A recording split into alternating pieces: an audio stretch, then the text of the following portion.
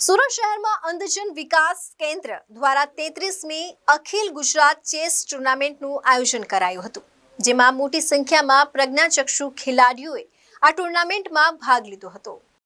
સુરત શહેરના અડાજણ ખાતે આવેલા બદ્રીનારાયણ મંદિરના હોલમાં 2 દિવસથી અખિલ ગુજરાત ટુર્નામેન્ટનું આયોજન કરવામાં આવ્યું છે।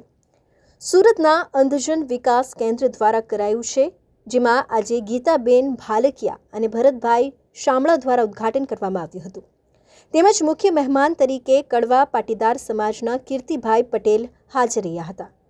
આ ચેસ ટુર્નામેન્ટમાં મોટી સંખ્યામાં પ્રજ્ઞાચક્ષુ ખેલાડીઓ જોડાયા હતા, જેમાં નવસારીથી લઈને ભુજ સુધીના કુલ 36 ખેલાડીઓ આ ટુર્નામેન્ટમાં જોડાયા હતા, જેમના દ્વારા આ રમતને ઉત્કૃષ્ટ રીતે રમીને લોકોને અચંબિત કરી દેવામાં આવ્યા હતા। અમે પ્રજ્ઞાચક્ષુ માટે 1988થી કામ કરીએ છીએ। અમે આજે પ્રોગ્રામ છે ચેસ ટુર્નામેન્ટનો છે પ્રજ્ઞાચક્ષુ માટે, અને બીજા પ્રજ્ઞાચક્ષુ માટે boys cricket tournament, girls cricket tournament દર વર્ષે અમે આવી રીતે પ્રજ્ઞાચક્ષુ માટે કામ કરતા હોઈએ છીએ। આનો હેતુ સમાજની અંદર જાગૃતતા અને જે પ્રજ્ઞાચક્ષુ છે એમને પણ નોર્મલ સમાજની અંદર સ્પર્ધામાં રહી કામ કરી શકે એવું અમે આયોજન દર વર્ષે કરતા હોઈએ છીએ। આજે અમે બદ્રીનાથ મંદિરમાં 36 જણા ચેસ ટુર્નામેન્ટ રમી રહ્યા છે।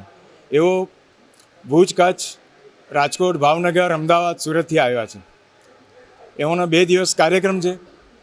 અમે ઇનામ વિતરણ કરી કાલે સાંજે પૂર્ણાહુતિ કરીશું। Arvind Rathod, ABC news Gujarat, Surat.